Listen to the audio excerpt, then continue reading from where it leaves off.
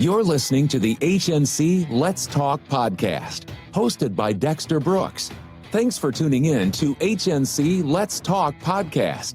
We partner with subject matter experts to provide candid conversations on health and lifestyle. Here at HNC Let's Talk podcast, mental, physical, spiritual, financial, and health are all connected. This episode of HNC Let's Talk podcast is sponsored by HealthNet Co. Together, we make insurance simple.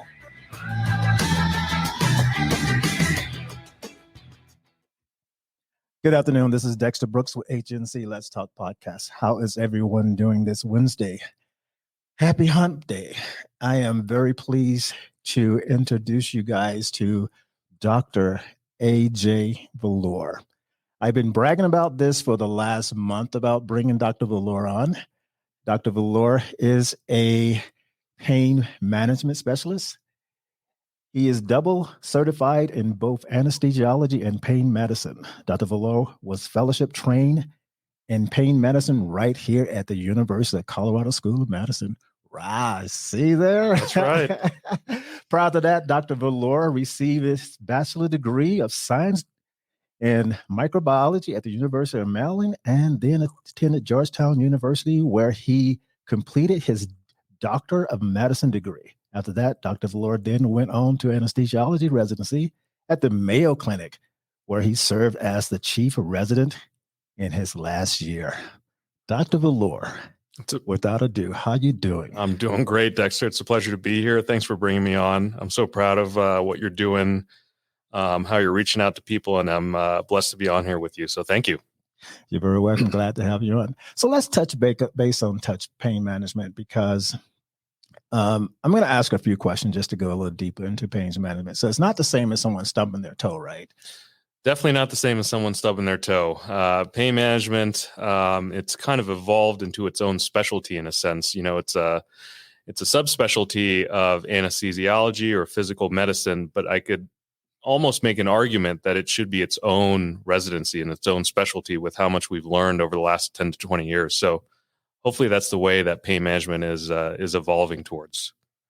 Because I know that from personal experience, there's a lot of people that suffer with chronic pain. And I want to touch base on, because there's like this little thing where people say, well, you can do weed and don't even worry about it because we're Colorado. We're in Colorado, baby. We're in Colorado, you know. Yeah. But I'm the type of person like, well, no, I want to treat it. And so what would you... Okay, let me give you a little bit of history of myself. Yeah. Okay. When I was younger, I had spinal surgery. And for those of you who don't know, scoliosis, which is curvature of the spine, I had a Harrington rod installed, which is from my neck to my waist. So as I gotten older, it started causing tremendous pain. And so in the last 2 years, I suffered from chronic pain. And thank God for Dr. Vallore. I've been able to manage and starting to get back a little bit of my life back. But for 2 long years, I was unable to do anything.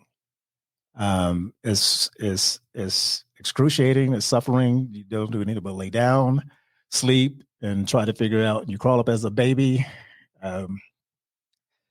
So for people like myself, or people that have like arthritis or any type of chronic pain, let's talk about treatments. Yeah, absolutely. We'll back up a little bit first and just talk about the evolution of pain management and why I think people in your situation may have been undertreated or underserved over the years. We'll back up a little bit to the field of emergency medicine, which is, I know, something we weren't expected to talk about here, but, you know, back in the day, 20, 30, 40 years ago, emergency medicine, believe it or not, was not a specialty.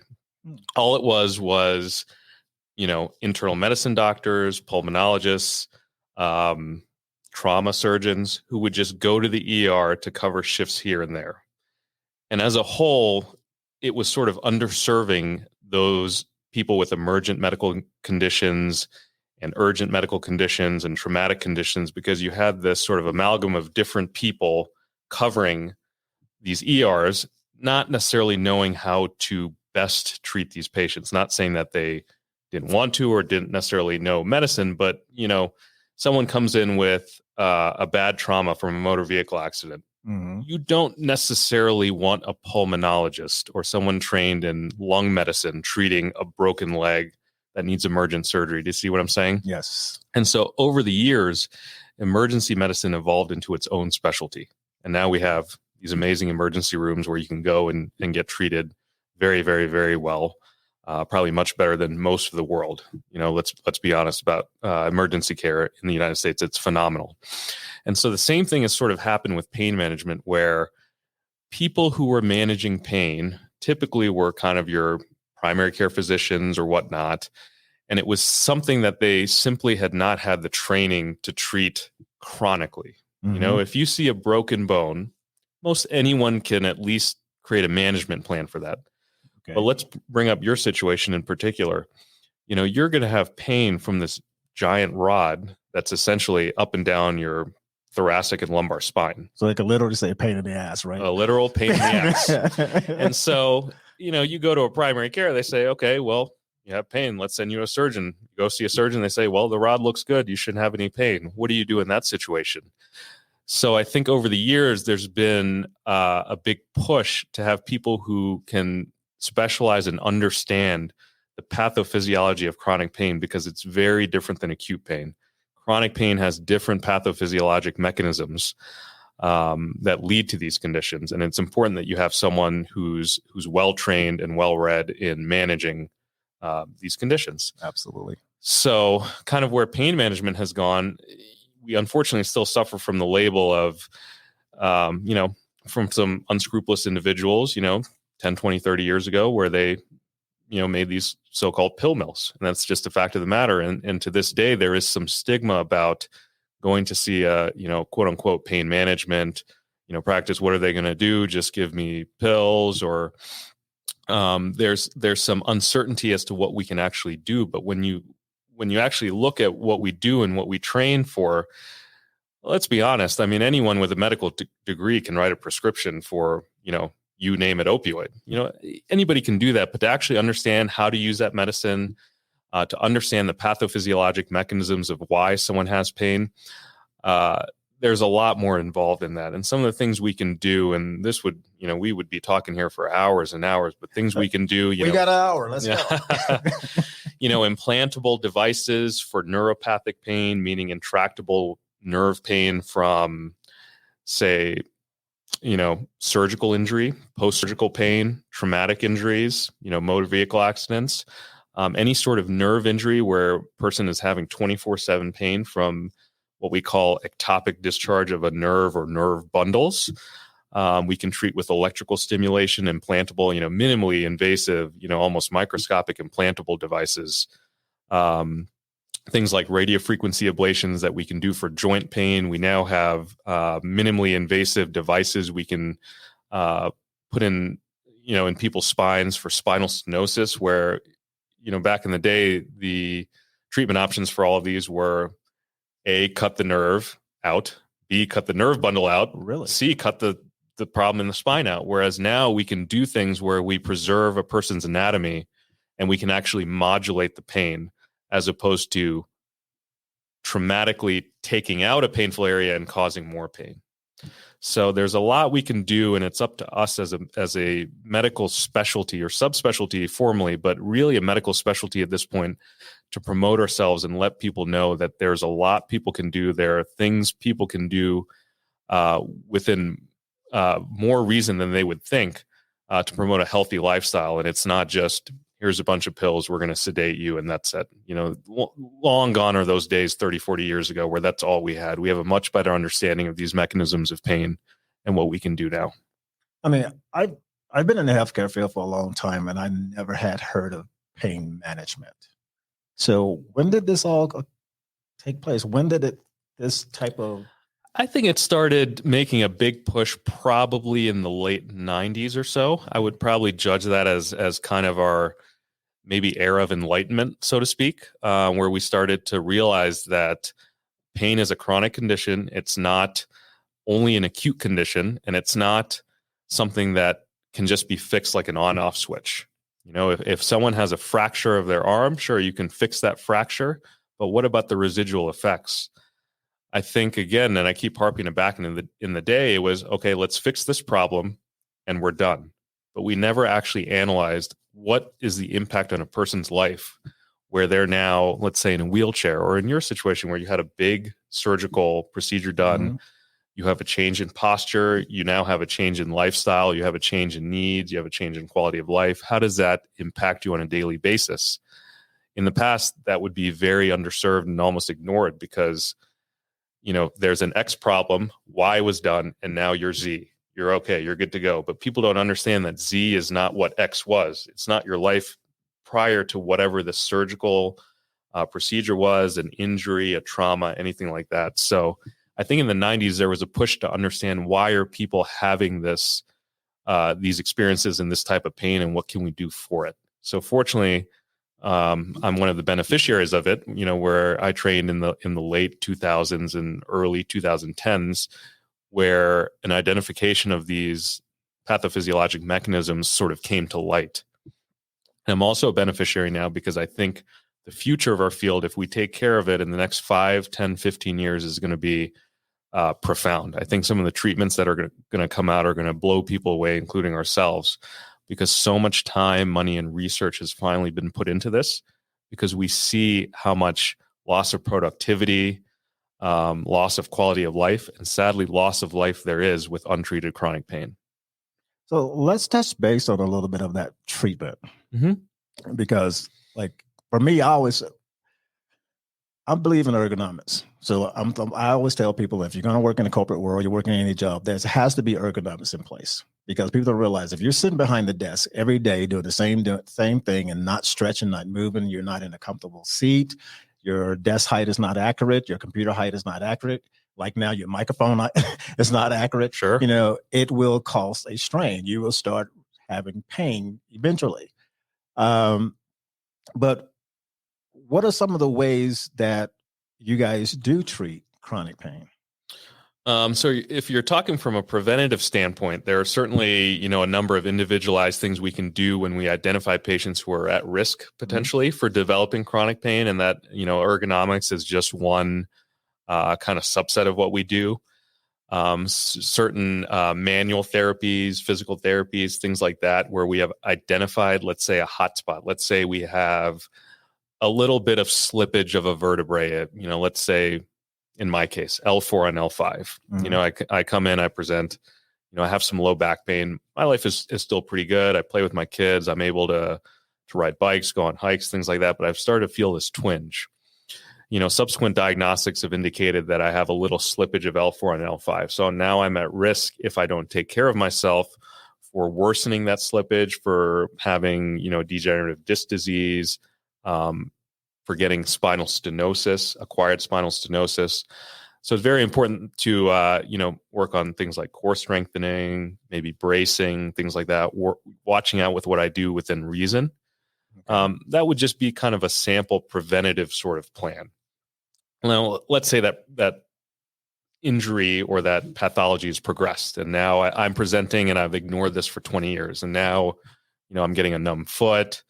My leg kind of burns when I walk upstairs, things like that. Then we're past that preventative care, because now it's really manifesting to be a life-altering issue. Then we're talking about things like cortisone injections, maybe minimally invasive spine stabilization, things like that. What can we do to prevent surgery? Because we know that surgery, while it fixes a problem, and of course we need surgery, it may cause other problems, maybe in lesser intensity, maybe higher intensity down the line. What can we do to prevent that? And a lot of that will overlap, bracing, PT, things like that. But we have injections and things like that where we can treat that and not only restore kind of functionality, but also help with pain relief and quality of life as well, with injection therapy, radiofrequency ablations, things like that. Man, that's a lot to think about, because most time people think about, well, how long am I going to be out of work, or how long am I going to be able to play with my kids? Like, for me, my whole life from just having to have the spinal surgery changed my life, because my goal was to be a gymnast. I was actually on the rings. So I was doing that, and all of a sudden I had the surgery, and the rings went away. Yep. And it's unfortunately a sad story you kind of see, because oftentimes when we as a medical field, just the profession of medicine, sometimes may get tunnel vision in fixing a problem, but not understanding how a person's life revolves around that problem and how that lifestyle is going to change after that potential treatment. So I think, again, I'm sort of a beneficiary of this, where we started to see kind of maybe we focus less on this sort of objective, can we fix X to result in Y, but also focus on functionality, quality of life, sleep habits, things like that, and kind of factor all those things in before making a decision moving forward. Awesome. Now, you spoke of spinal stenosis. Very debilitating disease, or condition, I guess I should say. Okay. Because I was like, okay, what exactly is spinal stenosis? So unfortunately, a lot of people in this country are afflicted by spinal stenosis, and a large portion of people don't actually realize it. And so as we age and some of the structures in our spine start to degenerate, just like your knees can get arthritic, your spine can get arthritic. The spaces in between the vertebrae, which are, the bones that make up the spinal column, those spaces can get smaller because of, let's say, degenerative disc disease, which is also another common thing that happens as we age. That coupled with someone who has a genetic predisposition, say they have a history of, spinal problems, we're going to say quote unquote problems, because a lot of people don't actually understand, what's going on, because we didn't have diagnostics for their mom or their grandparents or things like that. But they always say, yeah, my grandfather, he just couldn't walk the last 10 years of his life. And, that's sort of a red flag for me, knowing that there's a genetic component of maybe, say, spinal stenosis. But that involves a narrowing of the spinal canal. And that narrowing of the spinal canal results in compression of the nerves. We've all heard the term sciatic nerve. It's a catch-all term. Any leg pain is a sciatic nerve.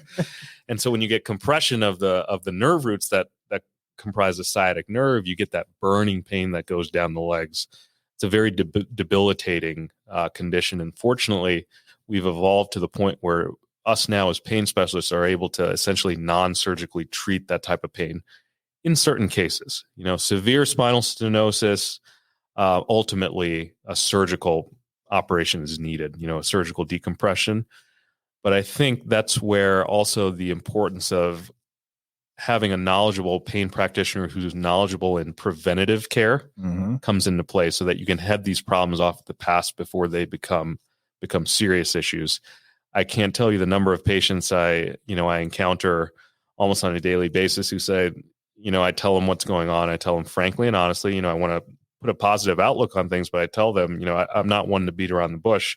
This is what's happening. This is what has developed over, let's say, the last, 5 to 10 years.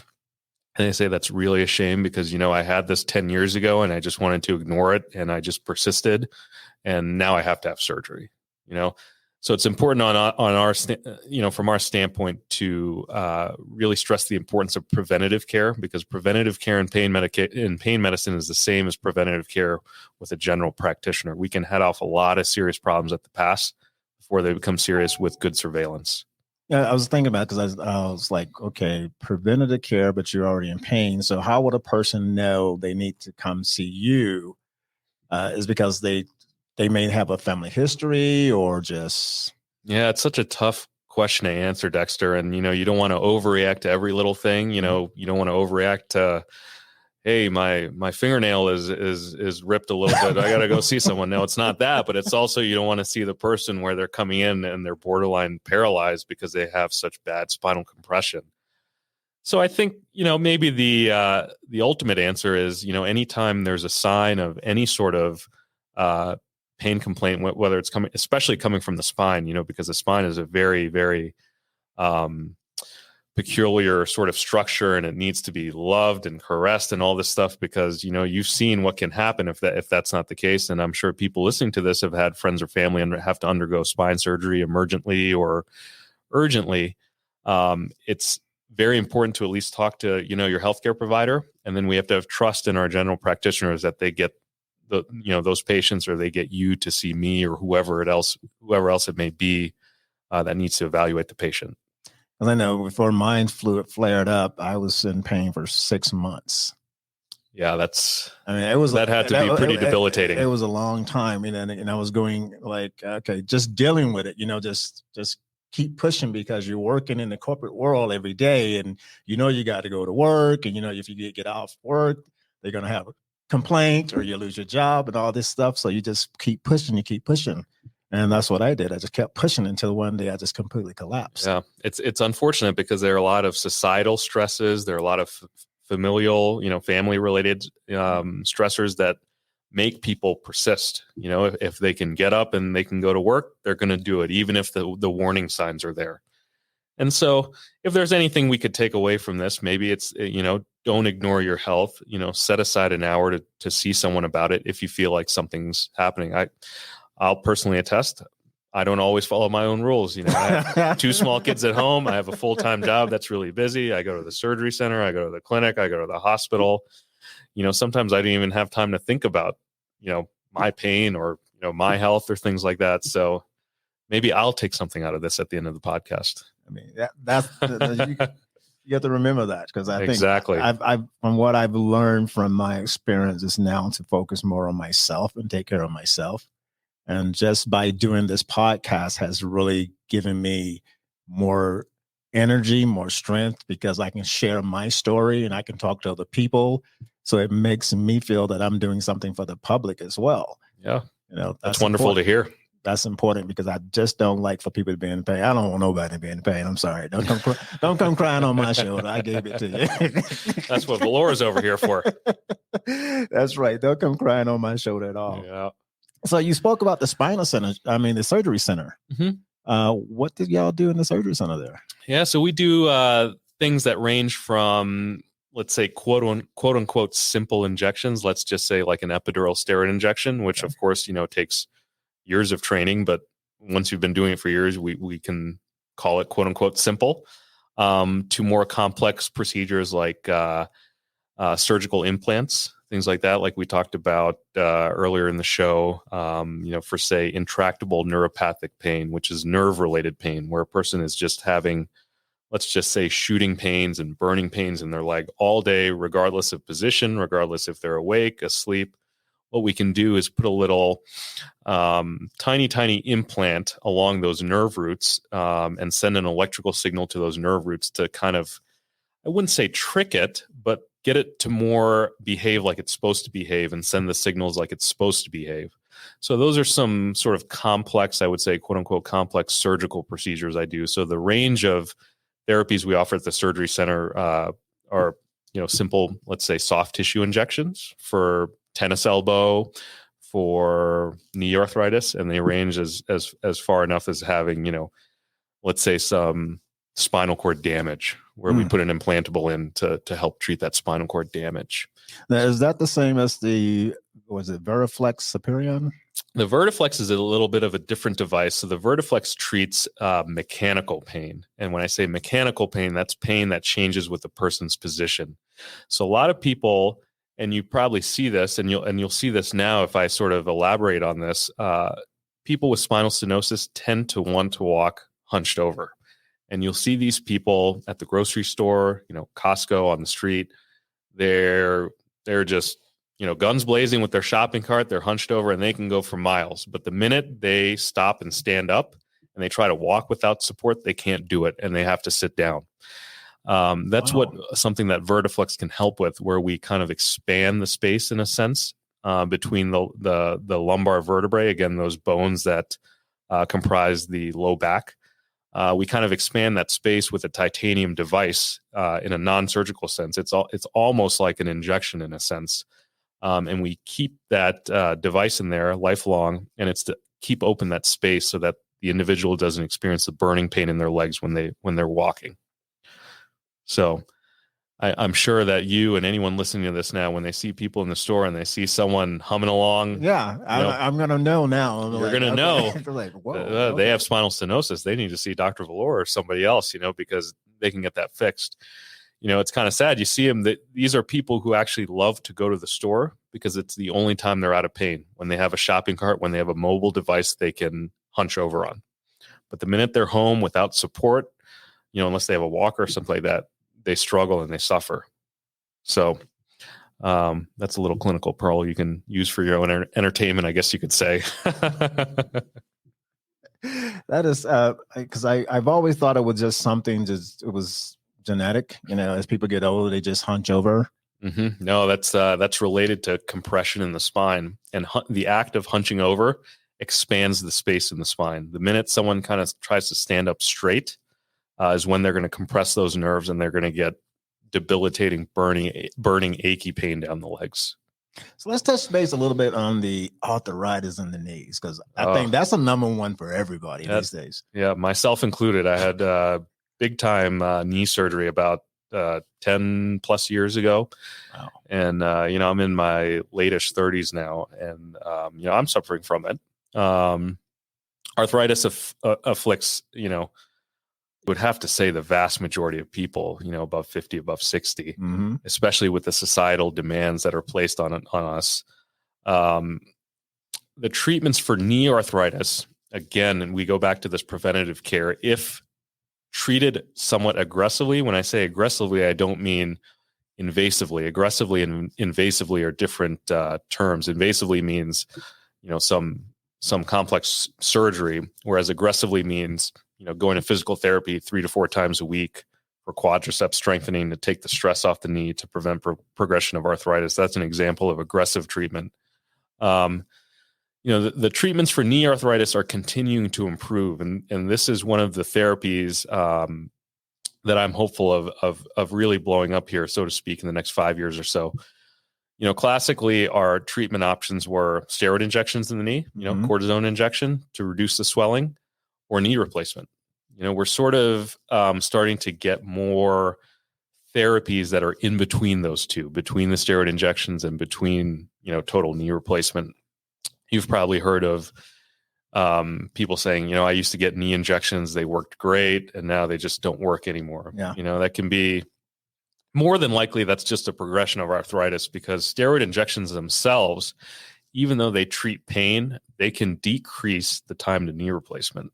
Does that make sense? They can actually decrease your time to knee replacement, because the medications you put in a steroid injection are actually somewhat harmful to the soft tissues in the knee. So even if you're getting good pain relief, you're actually sort of degrading that tissue a little bit.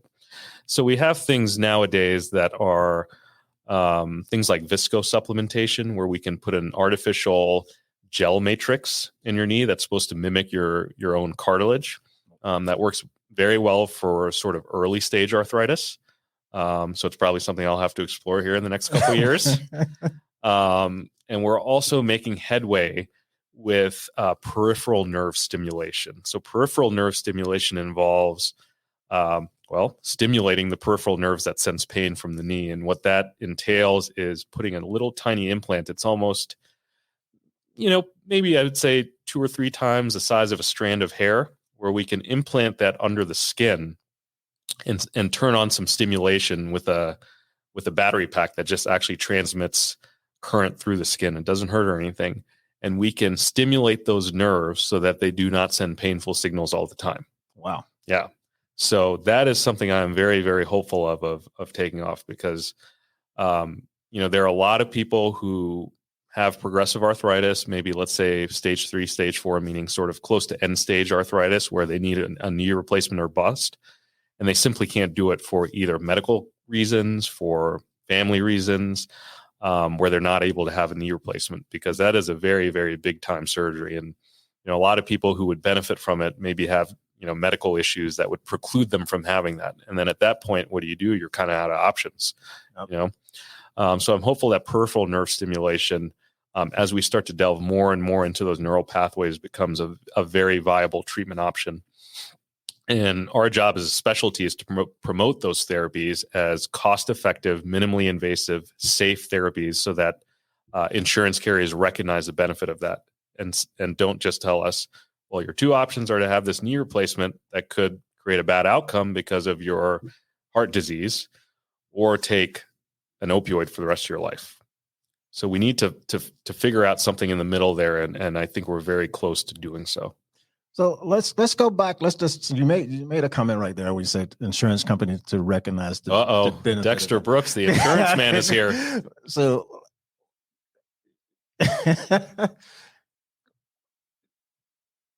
do you know what that process is like for you guys? Can you touch base on that? Because a lot of people like to know, because if people get insurance, they wonder why this is not covered. It's a very frustrating thing for the practitioner as well as for the patient.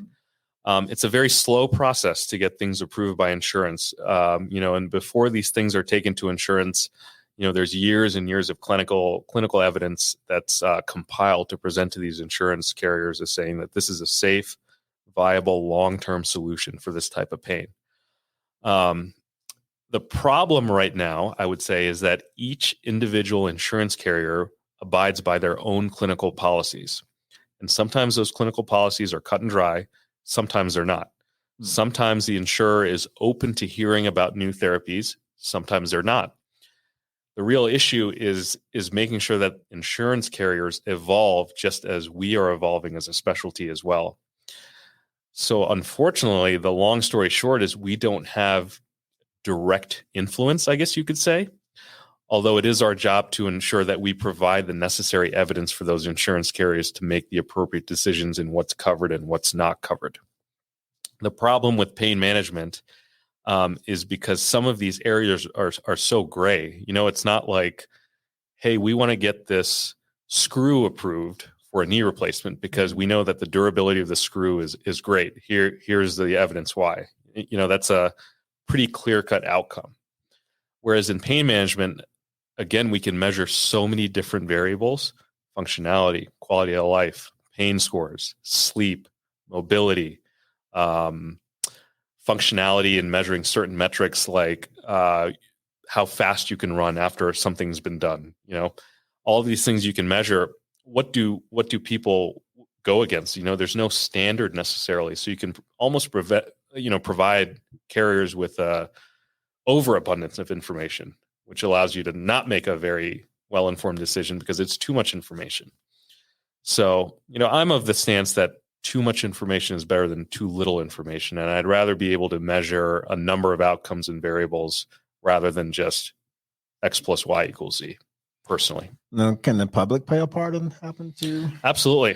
For a number of my patients who, let's just say they're quote unquote stuck. They come to me stuck, meaning they've exhausted all conventional options and, their insurance carrier's not approving a therapy that I think may help them. And let's just say that therapy doesn't have robust clinical evidence for it, but it has very robust anecdotal evidence for it. When I say anecdotal, it's just sort of case studies and stories we hear from, well-respected peers in the community. Part of the reason as to why we can't get robust clinical studies done is because you can't severely injure someone and cause pain and then try a therapy on them. You see what I'm saying? Yep. You would never do that to someone. So the once in a year person who comes in who maybe has this complex issue related to a bacterial infection that is caused from a superbug that's affected one specific part of their abdomen. How do you compare that with 100 other patients who have that? Nobody has that. It's one of these, once in a blue moon outcomes. And we have to know from reasoning and understanding these pathophysiologic mechanisms that, hey, this is an expensive therapy, but I think it's going to work. This implantable device, I think it's going to work for this patient. And it's up to us to fight for that therapy because, the patient can only do so much. They call their insurance company and the response is, well, we don't cover this. Well, it's on the physician to then provide any anecdotal evidence, any pathophysiologic evidence to support that, to see if we can get it approved for them. So pain is definitely unique in that space because it's not like blood pressure, getting a blood pressure medication approved. If we've established the safety of a blood pressure medication in 500 patients and their blood pressure comes down, great. But for us, we're not going to go out and injure 500 people and cause a problem, cause pain. It's when pain comes to our doorstep that we have to figure something out. So that's very challenging for pain. Awesome. All right, I'm going to take 1 minute here because we need to give a shout out to our sponsor, Agency Let's Talk Podcast. Our sponsor is HealthNet Co. Insurance Agency. Together, we make insurance simple. Got to get the shout out. Shout out, baby. Yeah, absolutely. I mean, because I know back in the day, it was so hard to get carriers to cover anything. You would say, hey, you know, the doctor got this, the doctor did this, and they wouldn't listen. I know they're doing a lot of changes now. I've worked with several carriers in my career. And the ones I do know do listen. That's good. So, I think there is a little bit of a paradigm shift, especially with pain, because, you know, we don't have to relitigate the opioid crisis. I mean, this has been in the news, dominating the news, I guess, prior to COVID. But, you know, for the last several years, the opioid, quote unquote, crisis has been dominating the news. And while, yes, I'm sure there were some unscrupulous individuals who were sort of promoting that as a path of least resistance, there was also an inability to get certain things approved, as you were alluding to, that made opioids the only option that was affordable for the patient, the only thing that was covered by their insurance. And I think insurance companies are starting to open their eyes and realize, well, hey, we can't just recommend that they go on opioids for the rest of their life. You know, let's say a 32-year-old mom of 3 who has an injury, who has a, you know, potential for success with this procedure. Yeah, you know, maybe it's a little expensive, you know, quote unquote, for what they want to cover, but do we want to put her on morphine for the rest of her life? You know, right. The patient sure doesn't want that. The doctor sure doesn't want that. You know, why should the insurer, you know, send us down that pathway? So I'm hoping that this wave continues to trend in the other direction. So yeah, it's positive. I mean, because I'm not too thrilled about being a morphine person myself, but I have no other option right now. Yeah, you have a big rod in your back. So it's like, it's going to hurt. You know, so it's like, okay, people, can I find something else that I can take or something else I can do? You know, I've tried everything else. It's like, but right now that's the only thing that will work. Right. You know, I think we're making headway into finding this elusive kind of ideal opioid, you know, an opioid that provides pain relief, meaning it works on the receptors that treat pain itself and does not work on the receptors that induce, you know, poor outcomes, things like addiction, tolerance, respiratory depression, which in high doses leads to, you know, cessation of breathing and overdose, things like that. Yes. We're still a few years away from it. From my latest reading, unfortunately, we're still a few years away from it. You know, we're probably looking at the late 2020s at this rate. I hope I'm wrong. I hope it's earlier, just like I hope I'm wrong with the COVID vaccine. I hope it's sooner rather than later. But until we get that elusive opioid, we're going to continue to fight for all these therapies that we think patients deserve. So not to come off there and things. So you're in the practice, and I know that the COVID made a hit on you guys because you guys was closed for a while. Yeah. That hit me. I mean, I was like, hey, I got pain. Yeah. You know, it's like, have you guys started back? Are you open up now? Yeah, we're open up. We were reliant on telemedicine for a long while there. You know, there was a stage at the end of March 2020, beginning of April 2020, where, you know, it was kind of like a ghost town. And, you know, there was so much focus on COVID, and appropriately so. People put the rest of their health concerns on the back burner. Fortunately, you know, I can only attest to Colorado since I've been here for the entire time. I think we turned it around rather swiftly as compared to some other states. And we were able to get patients back in the doors and to get the treatments they needed and they need. And it's not just the field of pain management, but also other disciplines, you know, things like oncology, where maybe things are a little more pressing. Mm-hmm. Maybe they're still considered elective, but they're still pressing. I think those were that whole thing was turned around rather swiftly. So I'm glad that Colorado has continued to do well from a public health standpoint. And I hope it continues into winter 2020. Wear your mask, people. I want to say that 1,000 times. Wear your mask. So our providers can continue to serve the public and provide these necessary treatments. Otherwise, we're going to be right back where we were. So I'm going to have to throw that out there real quick. Wear your mask, wash your hands, keep your distance. We can we can have a normal life as we can. Of course, it's a trying time for all of us right now. No one likes to wear a mask. No one likes to not see their friends. But you probably like wear a mask for 60% out of your. For me, when I'm in the operating room or I'm in the hospital or I'm in the surgery center, I'm wearing a mask. So for me, it's no problem. But I thoroughly sympathize with everyone where mask wearing is kind of newer. Believe me, none of us want to do it. But the more we do it, the sooner we get back to some semblance of normal life, and some semblance of normal life, presumably before a vaccine, if we continue the positive trends. Awesome. So before we wrap up, is there anything you want to leave today? What I want to do, first of all, I want to touch base on your practice. Sure. Yeah. So tell us about your practice. Yeah. So we have a small community-based private practice in Greenwood Village, Colorado, called Colorado Pain Consultants. It's myself, my partner, Dr. Joseph Fillmore, and a nurse practitioner, Carly Green. We essentially see everyone, the door doesn't close for anyone, any condition. We don't discriminate based on health insurance carrier. We don't discriminate on past medical history, nothing like that. We see everyone, anyone we can help or anyone we think we can help, we see them. Again, it's just sort of small community-based private practice. And I would say I'm more of I do a lot of the more sort of complex stuff, like we were alluding to, the implantables and things like that. I like doing that type of stuff. So you're the surgery guy. Yeah, well, or the injection guy. Yeah, I'm not I'm not a true surgeon. I would say, rolling in with my knife and fork, but I do like to do things that are more definitive in a sense, where we can put something in and let's say we turn on a device and the majority of pain is eliminated. That. So you're like a high-tech doc.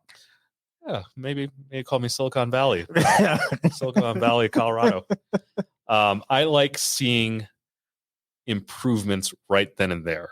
Of course, we manage chronic things and things take time to get better and stuff like that. But, this morning on a patient of mine, they have multiple sclerosis. I fought for 19 months to get a therapy approved for him. And this is a true story. And I did the trial implant this morning, and she finally has relief of pain in her legs. Wow. Yeah. Awesome. And I'm not making that up for this podcast. That is what I did before I came here. So the fact that we're able to do this, we waited 19 months. Unfortunately, we had to resort to some mind-altering medications like opioids because her pain was so severe, and it's continued to progress over these last 19 months. But we were finally able to get a more definitive solution, at least the initial stage of it, on board today. And that's really like an on-off switch. I mean, honestly, we could. That is an on-off switch. And we control it through an iPad wirelessly. So it's literally turning the iPad on, pressing a button on the app, and turning on stimulation and having an elimination of the bulk of pain. So for me, that's very, very fulfilling. And so when I have a day where I look at my schedule the next day and I see these types of things that I'm doing, I get really excited. I mean, I'll be honest. Don't get me wrong. I like going to clinic. I like managing, soft tissue, muscle pain, low back pain. But when you can really change something in an hour, where you can change a person's life, that is really special. And so I'm very privileged to be able to do things like that. I have to applaud you for that one. That's 19 months. 19 months. I fought with an unnamed insurance carrier. Let's put it that way. 19 months. I don't know if Dexter Brooks was involved in this. No, I'm just kidding. 19 months. 19 months. That's yeah. And it was painful for me. Imagine how literally and figuratively it was painful for the patient. Yeah, the patient has to go through that for 19 months. 19 months.